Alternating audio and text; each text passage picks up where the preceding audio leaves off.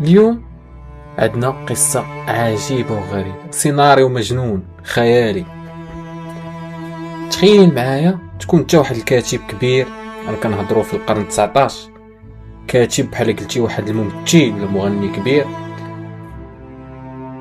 وتحت رحمة الناس اللي كيتسالوك الفلوس الدائنين، وانت مديون وعليك بزاف ديال الديون ومزعطر عليك، بقى عندك ريال، وكتشوف بانه الحل الاخير ديالك هو الكتابات ديالك. ولكن الشخص اللي كيعقد معك الصفقة شخص جشع اللي كيهمو غير فلوس، كيبغي يستغل الفرصة احسن واخبث استغلال. كيجي كيوقف عليك تيقول لك صاوب ليا رواية، حيت هو شاد عليك الفلوس، شاد عليك شيكات، تيقول لك صايب لي رواية اقل من شهر.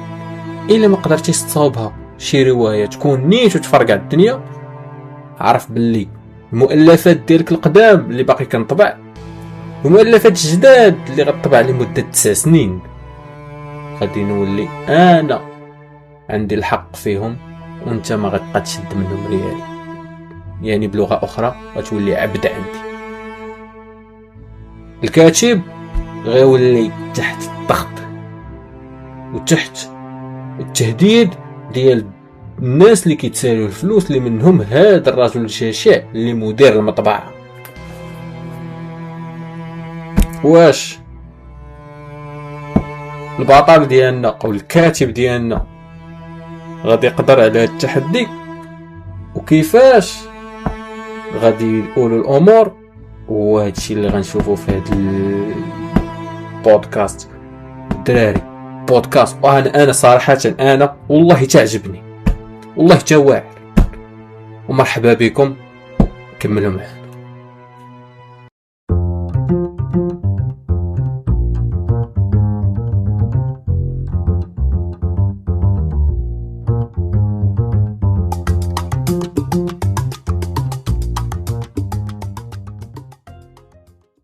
السلام عليكم. اليوم رواية رائعة جدا، رائعة جدا، غنبداوها مع الكاتب الشهير دوستويفسكي، الكاتب الروسي. دابا غنمشيو في هاد الرواية، حل معايا ودنك مزيان وغتفهم بزاف ديال الحوايج صراحة، والله الا فيها واحد انا تحمست وانا كنقراها، عجيبة جدا، جميلة. المهم غنبداو القصة ونبداو بتيودور دوستويفسكي. وهنا الكاتب غادي نتكونسونطراو على كلشي تعرف الجريمة والعقاب، كتاب ديالو المشهور، كلشي تعرف دوستويفسكي، كتشوفو كاتب شي كلمات ديالو، واحد الانسان عقلية الروسية يا عقلية ساخرة، كتشوف الاشياء بسخرية، الكتابة ديالهم فيها السخرية وفيها ديك السخرية السوداء، هادو من الرواسة. وحنا غادي نعرفو بزاف على العقلية ديالو.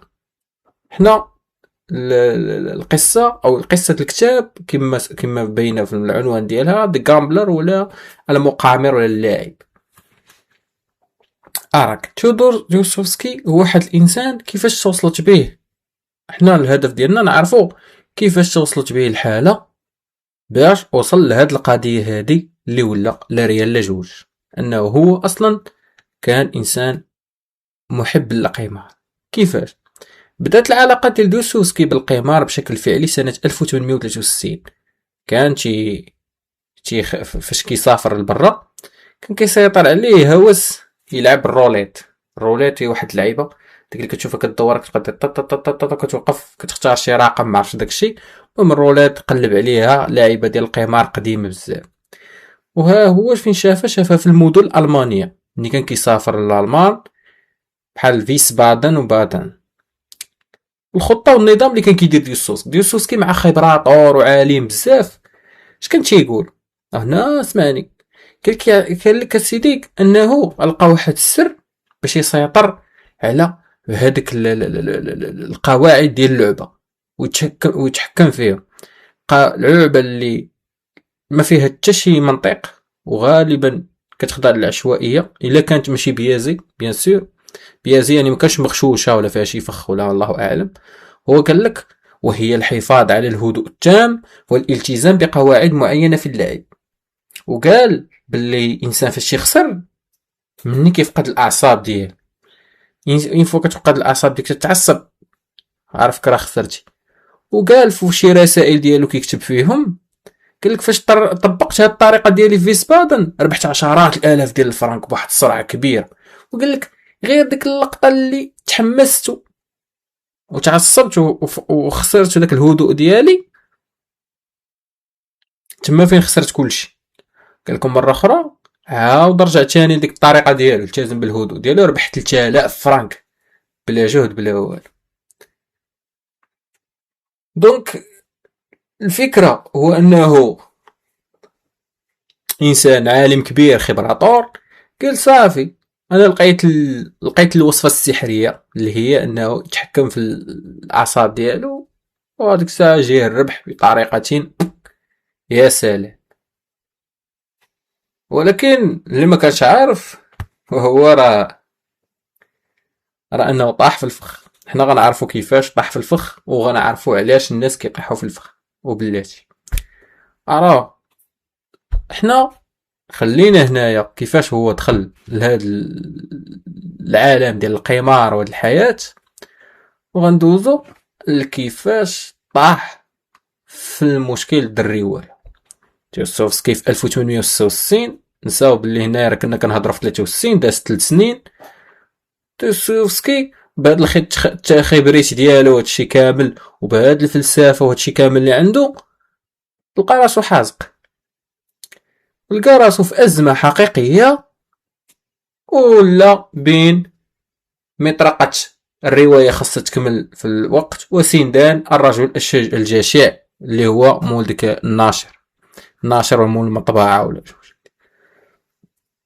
إذن هو كان مضطر يكتب رواية جديدة في وقت محدد، يعني غيبداها في أكتوبر أول نوفمبر تكون مغيزة ناضية، وإلا تعطل غيفقد كما قلت لكم الحقوق المؤلفات ديالو السابقة واللاحقة.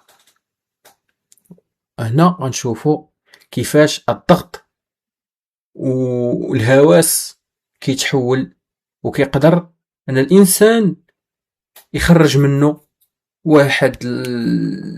يعني واحد الاشياء جميلة جدا، اشياء خطيرة. يعني الانسان تيوصل به هاد الهواس انه يخرج احسن ما عنده. تحت الضغط كتولي يعني وحش. هادشي اللي غنعرفوه دابا ونشوفو شنو وقع. سي ديالنا دوستويفسكي فاش شاف راسو في هاد المحنة وبانه ما عندوش حل الا هو يرضخ لداك الشيء اللي قال له داك خونا الناشر اللي درنا عليه الجشع، فاشنو وقع؟ اضطر انه يبدا يكتب الرواية ديالو. وقال بانه وكان من الاصدقاء ديالو اللي قال ليه باللي راه ما يمكنش تبقى تكتب، راه غدير لك الوقت بزاف. وعطاه راه خطرات شي اصدقاء تكونوا تافهين تعطيك شي نويطات اللي بخطرات هما اللي كيصاوبوا الحياه ديالك. قال ليه جيب واحد قال لي جيب شي واحد تملي عليه انت تهضر هو يكتب وهكا تربح الوقت. وهاد الطريقه كانت فعاله وفعاله جدا. شكون هاد السيده؟ هي الشابه انا سينيتشيكينا. سمحوا لي هاد الشيء الروسي كلمه الروسيه شويه. انا سينيتشيكينا هي اللي غتبدا بتدوين الروايه عبر الاملاء المباشر، يعني هي كتملي واخرى كتكتب السكايه. هذاك الكاتب العام كتملي عليه كتقول ليه هو كيكتب هادشي اللي كنتي عارف. ما هو كنت كتقولي بالدارجه هو هذاك راه كان خاطئ خبراطور اكثر. سمحوا لي على هذه الخريجه كان خبراطور وراه كيشد ديك الهضره ديال كيترجمها للعربيه وكيكتبها. حتى ولا كيعرف بان الناس كيجيبوا موتيف واحد ولا كيكتب لهم حكايه وحده كتعاود. كلهم مداعين على البلادات. سمحوا لي. المهم نرجعوا للقصه ديالنا. يعني جاب هاد انا سينيتيكينا هي اللي بدات كتكتب ليه عبر الاملاء المباشر. ودابا نمشيو نشوفوا الروايه ديالنا.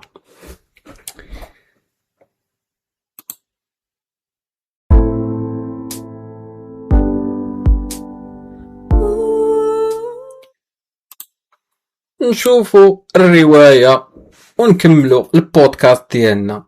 والرواية هي واحد الرواية شيقة بزاف واللي كتعكس ديك الحالة اللي كان تعيشها دوستويفسكي. يعني دوستويفسكي لقى بأنه أسهل طريقة أنه يكتب رواية بواحد الطريقة سريعة وإفيكاس باش يربح الوقت هو يكتب على داكشي اللي كان كيعيش.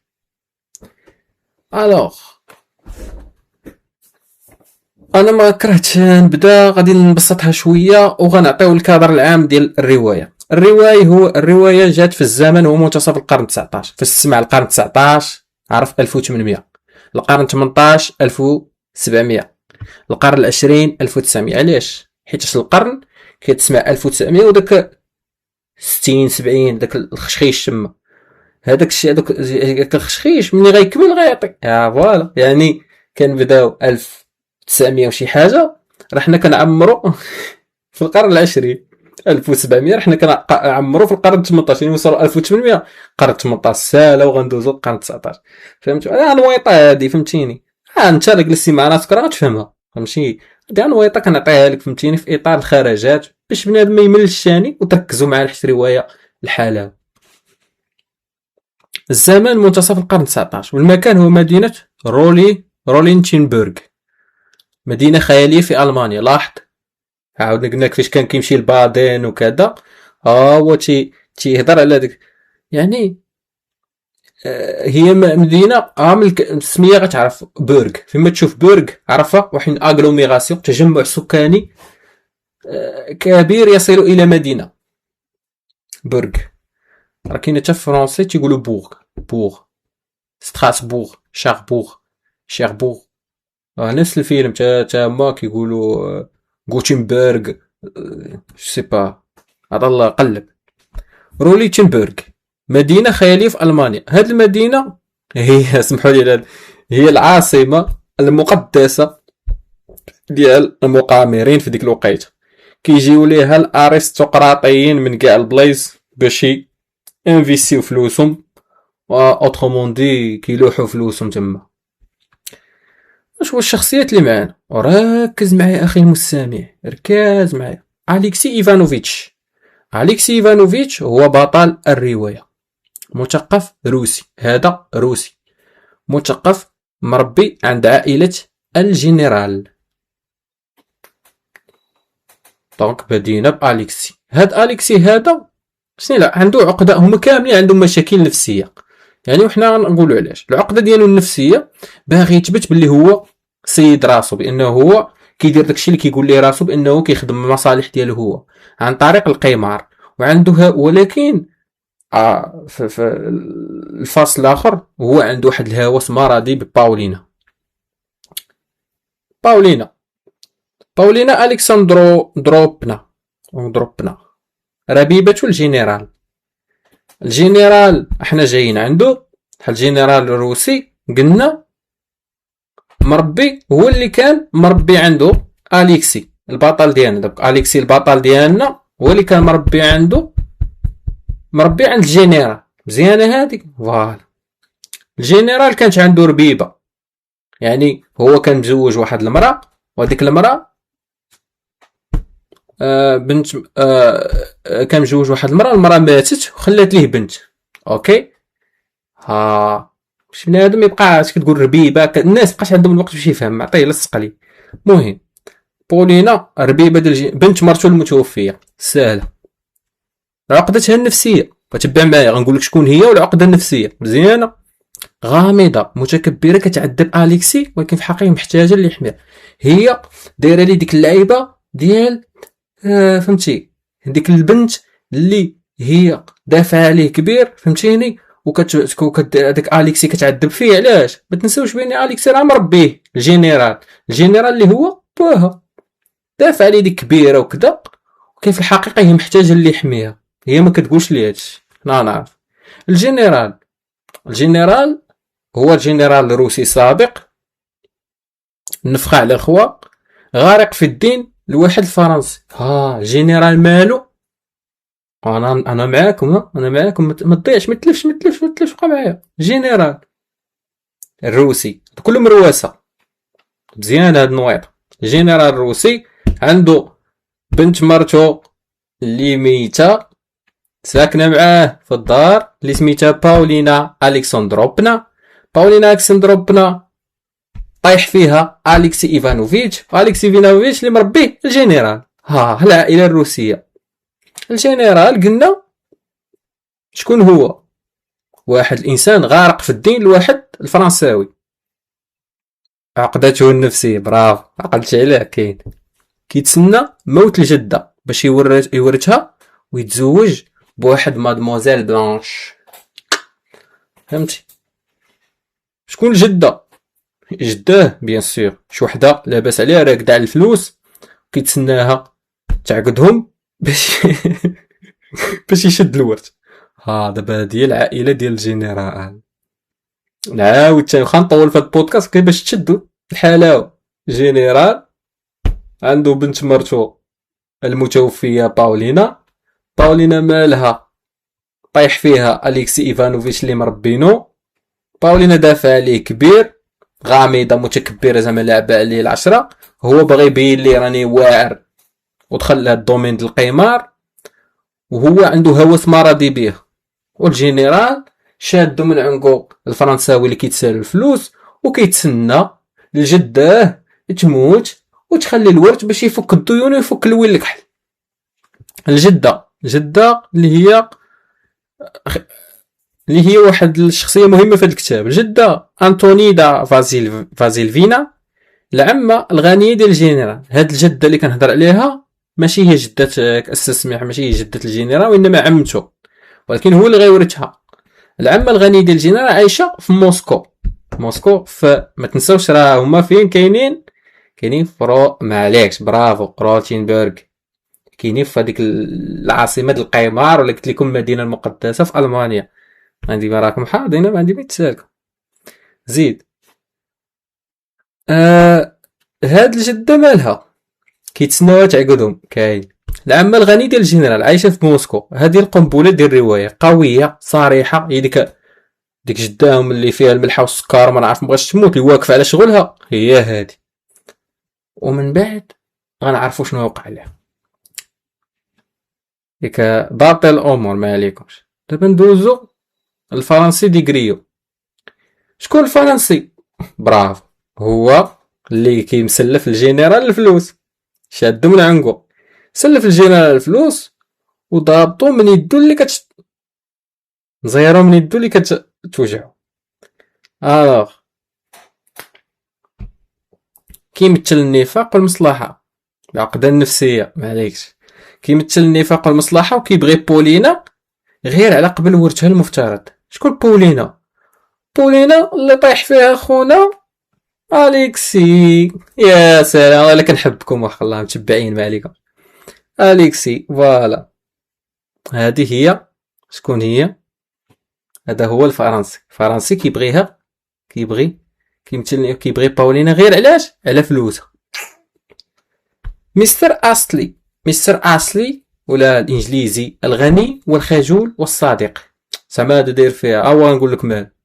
هو صوت العقل في المسرحيه كيبغي باولينا في صمت. هاد باولينا هادي منوضه الحي حاب باولينا هادي. خصني نشوف انا هاد باولينا. خصني نمشي لهاد روليشنبرغ. وقيلا الاصدقاء كلكم بغيت تشوفوا هاد باولينا الله يدين عليها هادو اللي واكلين عليها الجورنان. كلكم هو صوت العقل في المسرحيه كيبغي باولينا في صمت وكيحاول ينصح أليكسي.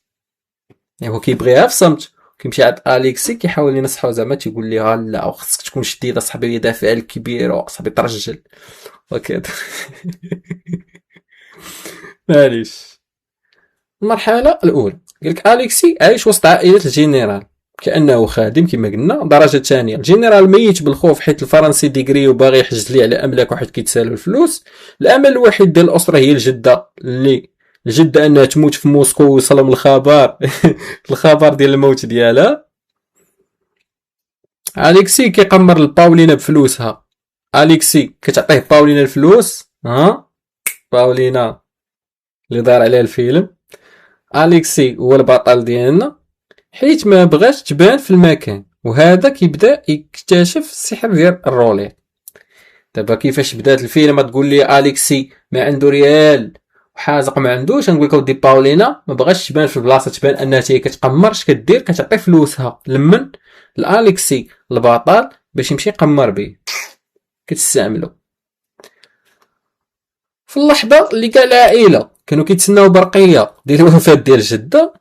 كيتسمع الغوات في الفندق، مرحبا لالا، مرحبا مرحبا مرحبا. كتجي شي واحد وانت ما حاملوش وكتقول كيفاش جا، بحال شفتي شي واحد رجع من الموت. الجده وصلت لالمانيا وبكرسيها يعني وطباله والغياطه ديالها جابت الجوق ديالها. هنا كيطرى التحول الكبير. الجده اللي كتمشي للكازينو مع اليكسي في الاول كتكون حذره، كتبدا يعني هي جايه، هذيك الجده جايه وعندها فلوس قرقومه فهمتيني، لاباس عليها، ما عندها ديون ما عندها والو، مرتاحه فريكسي ويليس. الو فاش كتوصل تما اشنو كدير؟ كتكون هي كتقول ضد ديك فكره القيمه. شنو هي القيمه؟ شنو هادشي؟ ديرش انا ماشي هي اللي ندير هادشي، انا فوق هادشي، انا كنميتريزي، انا شو انا هادشي ما يدير ليا والو، انا القمار ما عندهم ما ياثر فيا، انا فريده بافكاري. في الاول كتكون حذريه شويه، كتبدا تربح ومن بعد كيدخلها الجنون، كتبقى تقمر حتى كتخسر ثروه العائله كامله في ليله واحده. هذا المشهد كيبين كيفاش القمار كيهدم ديك الرزانه وديك التقوليه في الثواني. دوك جده كانت دافعه كبير وكذا، جات قمرات بدات كتربح، كتقول لك واش شتي انا ميتريزي الجيم، انا بنت الجيم، انايا هي كان شويه من شويه مني دخلت للسخون، بداو الفلوس كيمشيو وقالت ماشي انا اللي نخسر. علاش اسيدي نخسر؟ انا غير نربح بلاتي راه داك والحاج الله يهديك، راه يلاه راه سربيني، راه هانت كنقمر بما تاع شحال من سميتو داك فرانك الماني، يلاه عطيه صافي. قلت لك غنربح هاد المره، ما كاينش مره شارفه زعما شاربه عقل داكشي، طاحت في الفخ. في الاخر خسرت السيادنا فلوسها كاملين في ليله واحده. كتبين لك باللي الرزانه تقدر تمشي كي كيساقا ليله 200,000 فرنك. الجنرال شنو وقع ليه؟ الجنرال اش قلنا في الاول؟ ما عليكش كيتسنى الجده تموت باش ياخذ الثروه ديالها. الثروه ديالها فين راحت؟ في كف عفريت. الفرنسي هو اللي شاد على خونا الشيكات. الفرنسي شنو وقع ليه؟ كاك الجنرال نهار، الفرنسي مالو شنو وقع ليه؟ هرب. باولينا لقات راسها بوحدها وضيعه. اليكسي في محاوله يائسه باش ينقذها كيمشي للكازينو باخر ما عنده، داك الفلوس اللي عنده. دوستويفسكي كيوصف كيفاش اليكسي ما بقاش كيسمع الصداع ولا كيشوف غير الرقم، بحال كيشوف استغفر الله العظيم الاله. ربح وربح وربح حتى ما بقاش الكازينو عنده ما يعطيه. رجع عند باولينا بوجوب عامرين من الذهب، هي عوض ما تفرح اعتبرت هاد الفلوس اهانه. لاحتهم ليه في وجهه، قالت ليه ما احتاجتش الصدقه ديال المقامر. القصه هي هذه، انه في ظل ديال هاد الهرج والمراج الجده اللي كانت هي اللي غادي تصوفي هاد الشيء كامل، ياك شنو وقع؟ الجده خسرات الثروه ديالها كامله، مشات ليها رزقها. دونك القضيه بلا ما نقولوا الكلمه احتراما لبعض الناس، هاديك الجنرال نهار، الفرنسي هرب، باولينا لقات راسها بوحدها وضيعه، شدت هذاك الشيء اللي عندها عطاتو لاليكسي. اليكسي قال لها كوني هاني انا غنضيك. هي شنو وقع؟ دوستويفسكي وصف لينا كيفاش اليكسي ما بقاش اليكسي صافي وصلت بيه داك ستريس ديال ربحه ولا ذبحه، عقلوا على هاد الكلمه، ربحه طوغ تو غيان.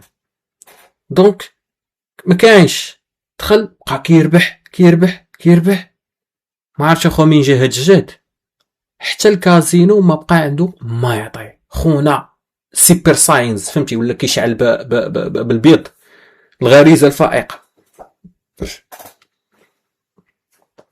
راك السيد فاش رجع عند باولينا، رجع عندها بجيوب عامرين ذهب. بلاصه ما تفرح اعتبرت هاد الفلوس اهانه، قالت لي في وجهو انا محتاج الصداقه ديال المقامر. دونك هو كاع داكشي اللي كان كيدير وداك المجهودات اللي كان كيدير وداكشي نجح، وهو في الاخر ما قدرش يرضي باولينا ديالو وشي حاجه ما كاينه. اليكسي باش ينسى الجرح ديال باولينا كيمشي لباريس مع مادموزيل بلانش. شكون مادموزيل بلانش اخوتي؟ اوه عقلنا عليها، مادموزيل بلانش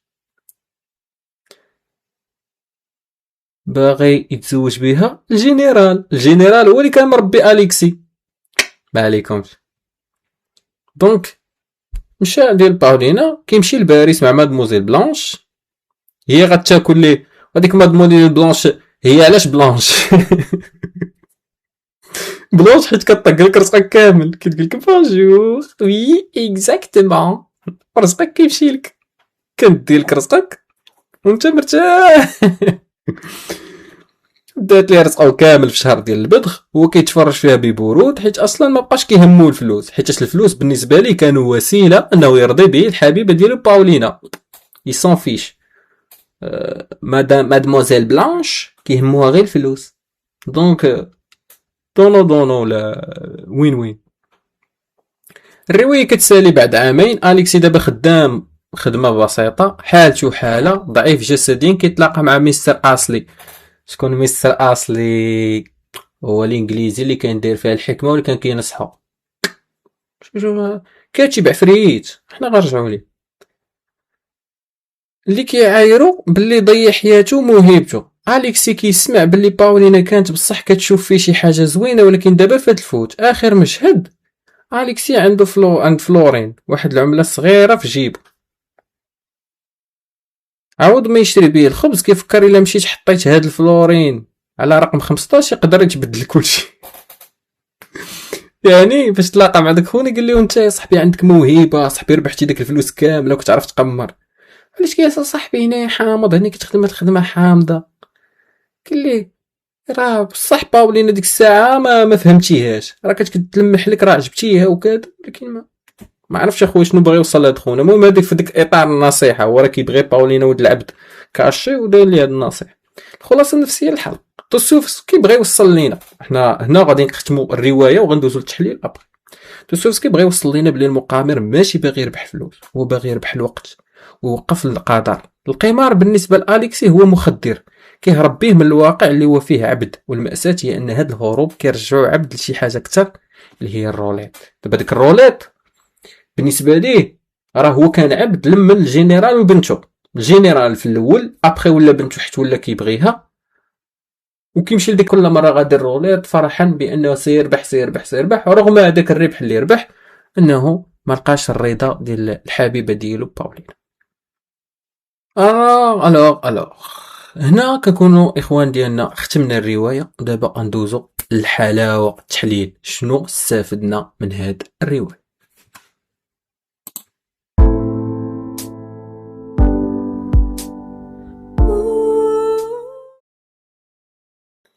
جينا البارتي الاخرى، البارتي الزوينه اللي كتعجب كلشي، وهي الروايه شنو عطاتنا. الور بلا ما نرجع الدراري نعاود لكم الشخصيات. ولا ديغريو الفرنسي، شكون هو ديغريو؟ ايوا ديغريو هو اللي مديول ليه جينيرال بالفلوس. الانسه بلانش هي الانسه اللي كان كيقول جينيرال مني غيشد فلوس وغيورث في الجده باسكو فلوس غيمشي ينشطو وياها. باولين شكون هي؟ باولين هي اللي كان اليكسي هي بنت مرت الجنرال واللي كان طايح فيها اليكسي، واللي اليكسي بغى يبين لها انه واعر عن طريق الروليت كيمشي يقمر باش يجيب لها فلوس. هي ما كتقدرش تمشي كتعطيه فلوس باش يقمر ويبين لها راني واعر، يعني راني قد المسؤوليه. ميستر اصلي وداك خونا كان مريح داير فيها ناصح، هو تيبغي باولين في السر. الانسه بلانش هي الانسه اللي من بعد غادي تلاقى مع اليكسي وغطب ليه فلوسو اللي ربح في الاخر، واللي ما بغاتش منه باولينا السربينه. اوكي هادي خفن زربان فهمتيني. شنو بغينا نستافدو من هاد الروايه؟ الا لاحظتوا انه مفهوم الليله ومفهوم الطار، واحد المفهوم غالبا ما كان شائع عند الطلبه المغاربه مش على الطلبه المغاربه واقع لي ما عرفتش، ولكن الطلبه حيت انا عارف هاد البلان، كلشي كاع لي زيتيدون اللي فايت قرا يعرف الطور توتوريان، ويعرف الليله يعني كيسهر واحد الليله وكيقمر، يا غدا تصدق يا غدا ما تصدقش. هنا كتشوف تحت الضغط الكاتب، بعدا نشوفوا الكاتب بعدا، الكاتب بعدا اللي كيكتب هاد الروايه اصلا هو راه تحت الضغط، خاص ديك الروايه تكمل سينو حياته راحت، وعليه ديون وعليه هموم وعليه كلشي، دونك هو تحت الضغط. دونك قال هاد الروايه خصني نكتب فيها نحط فيها الخير، سوا تصدق ونحل المشاكل ونربح، سوا ما كاين والو سميتو. يعني اصلا الكاتب راه مقمر. ياك ندوزو للشخصيات. الشخصيات شنو كاين؟ كنهضروا على طيف الجده الثروه المؤجله التي تحرك دم الكازينو. هذوك الناس كاملين اللي كانوا اغلبيتهم كانوا كيقولوا بان ديك الثروه ديال الجده هي اللي غتحل لنا المشكل. ان الجميع ينتظرون، لقد قضينا حتى الان 6 أشهر لا نأمل غير هذا. شكون هذا؟ باولين كتقول أليكسي في الرواية. الجميع ينتظرون برقية من موسكو تعلن موت العجوز لترث العائلة وتسدد الديون. الجنرال يحتاج الميراث ليتزوج. يعني هذه بلا ما رجعوا لها. يعني جدة هي داك البلان اللي غيصوفيك واللي غيصوفي دوك الناس واللي على قبلو داخلين باغيين يقمروا ومنتظرين عارفين بلي داكشي ما منوش، وكيقولوا اللي غيفكها هي الجدة. نهار حتى لاله ديك الجدة اللي هما كيتسناوها اللي غتفك هذيك جداك اللي كتسناها تموت، داك الورثه اللي غتضرب، جات هي براسها جات جلست معاك حتى هي بغات تقمر، حتى هي فرت كتشقلا فرت كدير الفلوس وقالت لك ها اللي غتورث. دونك بقيتي والو ما كاين حتى حاجه. هنا الا لاحظتي بان الانتظار هوس الانتظار وهوس داك اللي كيقمر ديما عنده واحد الانتظار، ديما فاش كيقمر كيدير شي تقميره ولا شي حاجه ديما عنده ديك الفكره ديال راه ما تيقولش راه داك القمار ما منوش، راه لو فيت ان الانسان كيمشي يقمر راه ما منوش، ما يمكنش تربح، سينو هما ماش دايرين داكشي اللي كان كلشي غيربحوا. واش من هذا؟ واش ما ربح عندهم هما؟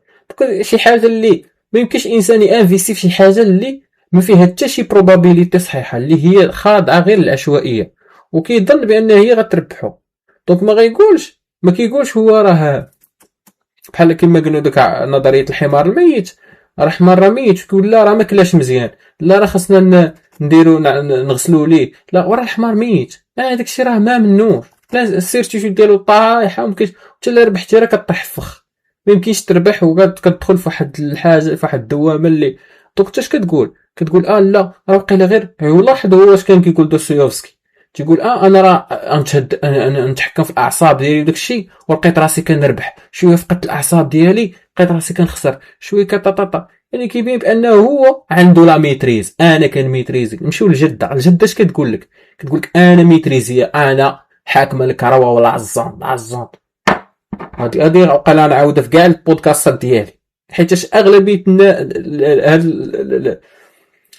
الابطال ديال الروايات كلهم يظنون بانهم حاكمين الكروه ولا زون، في الاخير هم حاكمين والو. يعني انت ملي كتكون عبد العقل ديالك وكتظن بان العقل ديالك قادر يهرس هاد لاماتريس ديال العشوائيه اللي كاينه هنايا، كتكون نتايا كتحط كتلوح في راسك الهاويه بلا ما تحس. وهذا الشيء اللي وقع للجده اللي خسرت فلوسها كاملين ظنا منها، وتا داك الكبرياء ديال انا بديت ما يمكنش ننسى ليه هكا. هذاك الكبرياء حتى هو كيخليك تزيد تخسر وتزيد تغرق، وربما هي كتخسر غير الضربه الاولى تمشي بحالها. هي داك الكبرياء ديال لا عرار داك الفلوس، راه مثلت لكم قبيله شويه، حاولت نوصل لكم الفكره وهذا الشيء اللي كاين. دونك لا ميتريز توتال ما كايناش. عراك سيدي الكاتب هو كان اصلا مقامر وكان كيشوف العقليات كيفاش دايرين، كيفكر كيحل العقليات اللي كانوا في ديك البلاصه. ولاحظتي بانه هضر على الفرنسي والانجليزي والروسي، حيت هما اغلب، وكيهضر حتى وقيله هضر حتى على الالماني، وقال هذاك حيتاش داك الانجليزي جو بونس كان حتى هو عنده شي عرق شي حاجه المانيه، وتيقول زعما بانه كل واحد عنده تفكير. اكتشفوهم قال لك الفرنسي عنده السطحيه والحسابات، الى في المثال ديالنا هو ديك ديغريو وهذيك المراه اللي كان غيمشي مع اليكسي اللي هي ديك مادموزيل بلانش. السمات كيطالبوا بالاحترام دون جدارة. هو تيقول انا كنستحق، انت خصك تحترمني واخا انا ما نستاهلش. هو هادشي كيشوفو الكاتب باش كيتعامل مع الحياة كصفقة تجارية، كيخفي الحقارة ديالو خلف قناع اللياقة. دونك هي ديك مادموزيل بلانش دايرة فيها او وي ميرسي سي تبلي كذا، كتبقى تقول هادشي وهي الهم ديالها هي طق السيد ديالي رزقو، يعني اللي هو اليكسي. وهداك الشيء دار طبت ليه فلوسه في شهر. وخونا هذاك ديغريو الهدف ديالو ماشي ديك الفلوس، وينصب طامع في باولينا وكيتعامل معها ليليغانس وداك الشيء.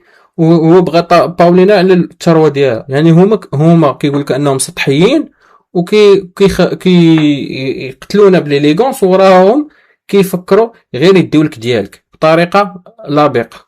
هكا هو الكاتب شاف الفرنسيين عن طريق ديك التجربه ديالو في الكازينوهات ديال بادن وديال المانيا. كيقول لك الالماني الانجليزي، قال لك السمات ديال الانجليزي كيراقب من البعد، داير فيها الشرف الصمت. واش كيدير؟ قال لك تيراكم الثروه ببطء عبر اجيال العمل الشاق الخالي من المخاطره. هو بحال كينتقد الانجليزي والالماني كما كيقول هو بلي واحد الناس اللي كيخاطروش بزاف وديما كيقلبوا على البارده والمضمونه، ولكن تينتقدهم تيقول لهم بانهم بطيئين في جمع الثروه، وهذيك عدم المخاطره ديالهم هي اللي كتخليهم ما يتطوروش دغيا. نمشيو الروسي كيقلب الروسي هو اللي كيضرب الليله، شي الليله هو الروسي كيضرب على اليكسي والجنرال. اليكسي اللي هو البطل ديالهم، الجنرال اللي كان مربيه. السمات عاجز عن جمع الثروه المنهجيه. الروسي كيقول لك بان الروسي ما يقدرش يجمع بحال الانجليزي ولا بحال الفرنسي كيضرب الحساب والكالكول كيقلب كيدير شي خطه ولا لا، قال لك يميل للتبذير، كاينه تيرشرش. قال لك ويؤمن بالحظ ويفضل القفزه في المجهول على عمليه الترتيب. هو الروسي كيقول لك الروسي هو كيهضر على راسو كالثقافه ديالو. لاحظوا هو شنو دار، قال صافي قبل التحدي وقال صافي انا غنكتب ديك الروايه ربحه ولا ذبحه. دونك هو بحال كيهضر كيوصف لينا الروسي كيفاش داير العقليه ديالو. واحد الانسان يميل الى التدبير ويؤمن بالحظ، تيقول انا نبقى خدام 100 عام اش دير لي هاد الخدمه هاد الحبسه، غنضرب ضربه وحده غنربح واحد الجاك بوت وغنمشي نعيش الحياه ديالي. هذه هي الفكره ديال الروسي على حسب الهضره ديال الكاتب. هنا غنرجعوا لداكشي اللي قلت لكم، وهم السيطره، سيكولوجيه اللعب على طاوله الرول. لقد اصبحت، سمعت قال يوسف، لقد اصبحت اعرف السر حقا، انه لسر بسيط غايه في البساطه، وهو ان يمتنع المرء من حين الى حين عن ان يفلت منه زمام سيطرته على اعصابه. يعني قال هو الى ضبط الاعصاب ديالو فراه هو قادر انه يربح كما قلت لكم. لاعب العامة والمقامين، قالك اللاعب القادر والمحموم صراخ ارتباك وحسابات معقدة. الطمع يتجلى بأبشع صوره، حيث المال هو مسألة حياة أو موت. كاين اللاعب ديال النبلاء رجال المال، لاعب للترفيه فقط. المبالغ صغيرة لا يظهرون انفعالا عند الخسارة أو الربح. الروليت مجرد وسيلة لإثبات الاستغناء عن المال. دوك اش كيقول كاين جوج، كاين المقامرين اللي عنده اما كيكون داير في راسو شي بلان شي غانار باغي ينصب ما عنده شي حاجه، اما كيبغي يدير رزق عباد الله بشي طريقه، او لا كيمشي كيقمر يعني بحال الانجليزي وبحال الفرنساوي. اما كيمشي يقمر تيدير ربحه ولا ذبحه بحال الروسي. ولكن قال لك النبلاء ما كيلعبوش بحالنا، وانما هما كيمشيو غير الترفيه وما كيقمروش بمبالغ اللي كبار، مبالغ صغار. ومبالغ صغار بالنسبه لواحد فقير حازق راه مبالغ كبار. هذا باش تعرف. دونك ما تدهش الا مشيتي قمر معاك واحد لاباس عليه تقمرتي بمليون وكتسحب لك راه عطيتي الثروه ديالك كامله، هو راه عطى 5 المليون. 5 المليون راه كيديرها عشا. دونك هو عادي عنده يقمر، فهمتي. دونك هو بالنسبه كيبين لك بانه المال ما كيسوى عنده والو، تيلمو عنده منه بزاف. قال لك حقيقه الادلال والادمان. الا شفتي هنا غتلقى كيفاش كيفسر الادمان ديال الانسان على الروليت بحال الادمان ديال الانسان على حب ديال واحد الشخص اللي ما كيكون ليه حتى شي مشاعر. هو القضيه اللي كان اليكسي مع ديك البنت اللي سميتها رولينا ولا نسيت على حتى سميتها من كثره الحقاره ديالها، نصاب باولين. اوكي هذيك باولينا قال لك الادلال العاطفي. باولين كتعامل اليكسي كعبد، كتسخر منه، كتستغلو ماليا ونفسيا. الرغبه في اثبات الذات، البحث عن طريقه سريعه ليصبح ذا شان، يبين راسو واعر، كيمشي لديك الرولات. الاحتكام للرولات ملي كيربح كيحس بواحد النشوه، زعما ربحت وكذا. فوق شويه كيفقد السيطره، كيربح واحد شويه وداكشي كيقول نزيد نقمر، زيد كما طرا الجده وكذا. ملي كيفقد السيطره، الخساره والعوده الى نقطه الصفر، كيعبد مهزوم اللي يحتاج ثاني كيرجع عند باولين. دونك كيمشي الدائره هي دائره الهاويه.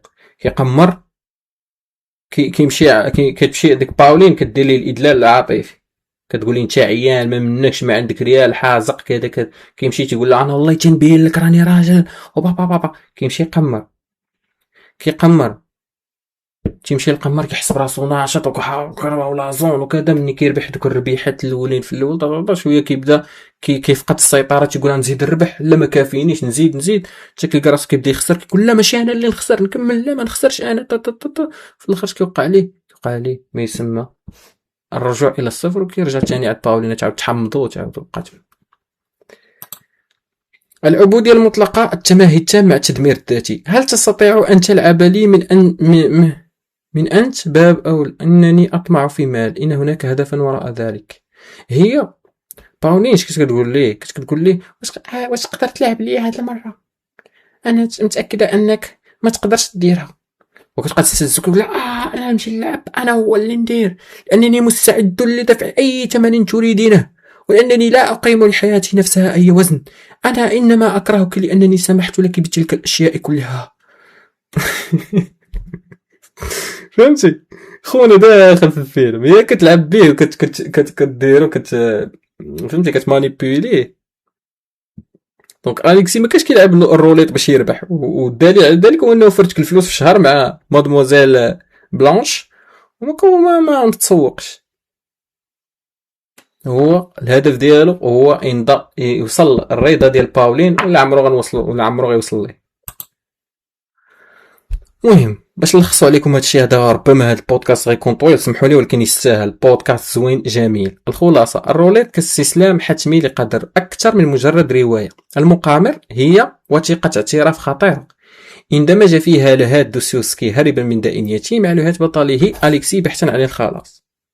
دونك قلنا المقامر هي كيعترف بها دوستويفسكي انه هرب من الديون ديالو فداك اللوهات، يعني انه داك خونا باغي يوصل داك البطل ديالو اليكسي ديال الروايه باش يوصل للخلاص. تما فين قدر هو يبين دوك المشاعر اللي كان كيحس به. القمار الا شفتيه هو واحد التمرد ضد المنطق الاوروبي. المنطق الاوروبي البطيء، خصك تخدم بشويه وتكون ميتريزي شغلك وكتجمع فلوسك بشويه بشويه هكا غتوصل. هو بغى يقول لك انا ماشي انا اللي نوصل، ماشي انا اللي ندير كونط ديبارن، ماشي انا اللي ندير دارت، ماشي انا اللي نمشي نشري من السوبر مارشي داكشي رخيص. لا انا غنضرب ضربه وحده، غنغيزها، غنفرقها فلوس ونعيش الحياه. وكيشرح لك ثاني الارتباط المرضي. وانا الكاتب كان اسير لعقود النشر، وعنده حتى هو الكاتب، هاد القضيه ما هضرناش عليها، حتى هو عنده شي حبيبته ما عرفتش سميتها، وكان حتى هي كتستفزو وكديرو، وهو على قبلها كان كيمشي يقمر باش هو يبين ليه. دونك هو كان كيما كيهضر على داك اليكسي الا هو كيهضر على راسو. هذاك هو السبب اللي بغيت نقول لكم في الاول وقلت لكم حتى الاخر، بانه حتى هو كان دخل في داك القمار باش يبين ليه انا راه حاكم الكروه ولا عظام. انت شكون هذا اللي نبين ليه؟ شكون تنبين لك اخويا؟ بغيتي هادشي ما كنربح ما كندير والو، بغيتي هادشي اللي كاين، بغيتي الله يعاون سير قلب اخويا على شي خارق، قلب على سبيدر مان. كتأثير واختار ان يخلق بطل جديد. دوك خلق واحد البطل كيوجد ان اللذة ديالو في جوج الحوايج، هو انه يبقى يبغي ديك ختنا وهي ما كتسوقش ليه، ويبقى يدور في ديك العجله ديال الروليت. يعني في عالم روليتنبرغ الجميع مقامرون، من يلعب بالمال ومن يلعب بالمشاعر ومن يلعب بحياته. إخوان، هذه كانت رواية دوستويفسكي المقامر، رواية شيقة جدا. قدرنا أول حاجة كتشوف بها كيفاش العقليات، هو بحث الانسان على الميتريز ديال واحد الحاجه اللي عشوائيه اللي اصلا هي ايميتريزابل، ما كتميتريزاش. كيفاش انت كتحاول تميتريزيها وكتظن بانه مهما بان بهذاك الذكاء ديالك وهو داك الفلوس اللي عندك مثلا جده، ولا الذكاء اللي عند هذاك اليكسي ولا هذا، انك راه قادر توصل. ومني كتوصل وانت الهدف ديالك كامل بانه ماشي هو الفلوس بحد ذاتها، هو انه ترضي الاخرين. يا حبيبه يا اب يا ما نعرف شنو، كتحاول ترضي وتبان لي ما انا راجل، كتمشي تطحن في راسك وكتبين للناس بانك راجل وانك كاد، والناس عمرك غترضيهم واخا دير لهم اللي درتي. دوك الانسان ما يمكنش يكون واحد النسخه جميله عن نفسه سوى كان هو سيد نفسه. وهذه هي الحاجه اللي كان اليكسي البطل ديال الروايدين كيحاول يبينها للاخرين، انني سيد نفسي، وفي الاخر سي با لوكا، وماشي سيد نفسي. هو من هنا لهنا، يعني ضائع ما بين حب باولينا ولا سميتها والقمار اللي كيضيع عليه كاع حياة ديالو. المهم اللي غنرجعوا ليه كاملين هو انه الكاتب ديالنا دوستويفسكي اخواني قدر يكتب القصه ديالو فاش 26 يوم الاخوان. تخيل معايا ديك الساعه ما كاين لا شات جي بي تي، ما كاين لا وورد، ما كاين وورد، ما كاينش الصاد، ما كاينش داك. قدر انه يوصل، يمكن كاين داكتيلو، وقدر انه هذيك البنت قدرت تغيز ليه الشغل وتكتب ليه الروايه. دوك هو دار تقميره، وهو ماشي بحال اليكسي، هو ربح. واليكسي تا هو ربح الصراحه، ما عرفش شنو، ولكن هو ربح الرهان ديالو وربح الروايات ديالو اللي باقي كنقراوها حتى لدابا. وقدر انه يثبت نفسه على مدير النشر، وقدر يبين ليه بانه قادر، وقدر يصاوب ديك الروايه، وديك الروايه دخلت ليه بزاف ديال الفلوس، قدر فك الديون يمكن ديال. الوغ هاد القضيه هي قضيه جميله جدا، يعني بحال عشنا معاه وفرحنا بانه قدر يكتب هاد الكتاب، يعني قصه زوينه.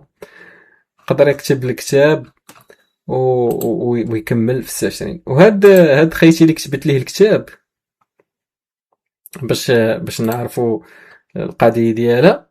خيتي اللي كتبت ليه الكتاب عقلتوا عليها؟ ما عقلتوش عليها. اسمحوا لي، ما بقيتش انا نحبس اخويا، ما بقاش نكمل هاد البودكاست. انا ما عقلتش عليها. انا سينيتشيكينا، هاد انا سينيتشيكينا هي اللي غيتزوج بها في الاخر. اقدر إنجاز الرواية في 26 يوم أخوتي. 26 يوم دوستويفسكي كيربح التحدي وكيصاوب لينا من أروع وشوف الرواية دابا أنا قريناها بيناتنا دابا، وشوف شحال زوين، والتعقيد اللي فيها ديال الشخصيات والعبار اللي فيها والحياة. جي ايمي أنا رواية زوينة صح، بصح تكون اصاحبي انت كتعتبر راسك مثقف وكذا ومتعرفش اصاحبي بحال الروايات كلشي موجود. رواية جميلة صاحبي، زيدها في السيفي، هادي زيدها في السيفي، زيد بانني قريت. شو بيناتنا، شو حطو في السيفي، انا قريت رواية دوستويفسكي ديال المقامر. حطها من يقول لك هاد المرة شاد القناة ديالنا غتنفعك بزاف. علاش؟ كلنا كيدير سينما سبور ليكتور. نهار يسولوك في ليكتور اخر كتاب قريتيه، كل يوم قريت الكتاب ديال دوستويفسكي لو جوار، يعني ذا جامبلر، اللي ما قريت الروايه ديال ذا جامبلر. وعاود ليهم هاد القضيه، ترجمها بالعبار ديالك بالفرنسي، بين لينا المواهب ديالك، وقولها ليهم، ولا شي واحد في الانجليز وكذا. تحيه الاخوه ديالنا الجزائريين الصراحه، توانسه. انا لاحظت انا كنكونسونطرا بزاف على المغرب، توانسه الجزائريين كاع اللي كيسمعونا، مرجين نحاول ندير شويه العربيه الفصحى يمكن، ولا شي حاجه باش يحاولوا يفهمونا. مرحبا بهم كلنا، كنا مغاربه فهمتيني، مغارب. حاولوا كاملين، مرحبا بكم في اي وقت باش تسمعونا، احنا ناشطين وبخير، يعني جاي تستافد معنا مرحبا بك. مواضيع كلها مواضيع فلسفيه، مواضيع زوينه تستافد فيهم، تعمر بهم راسك، صافي دي بيان. حنا كنبارطاجيو بعضينا، هاد القناه موجوده لهادشي. شنو تستافد؟ تسمع تستافد صافي، سمعتي قصه تستافد. هاد البودكاست يكون طويل شويه، ولكن تسمحوا لي مرة نديرو شي حاجة طويلة، كاين بنادم كيبغي يرتاح وبغي يسمع، مرحبا به في أي وقت. إيوا اللي جا تفرج استمتع عجبو الحال دير واحد أبوني ياك، ما تخسر عليها والو. ندير ودير واحد جيم مثلا الا عجبكم هادشي دير جيم، دير جيم با الا ما عجبكش دير جيم الا عجبك. عطي تعليقات، كاينه شي حاجه نقدروا نحسنوا منها الله يا ودي. حنا مرحبا باي واحد، مرحبا بالناس الراقيه، الناس اللي باغا تعمر دماغها واللي باغا تستمع. راه ماشي بالضروري تكون انت باك سميتو يوحنا بولس ولا ما نعرف باك سميتو غريغوري ولا باك سميتو الباشق العاشق لا لا لا لا، كون سمي كما كان. العلم غير ما شوف، العلم ما محصور على حتى شي واحد. اللي جاب تكون كاع عمرك قريتي، حنا كنهضروا بالدارجه. حتى واش ضروري تقرا القرايه ديال المدرسه هذيك بناقص منها كاع. ماشي انا ماشي ضدها، ولكن خصها ما فيها وما عليها. يعني جا الانسان مرحبا به يتصنت ويستافد وبالصحه والراحه. تبارك الله عليكم. جيم جيم جيم جيم بارطاج. واش دير؟ ما دير لا جيم الاول. يلا سيدي تبارك الله عليكم، تلاقاو في بودكاست واحد اخر.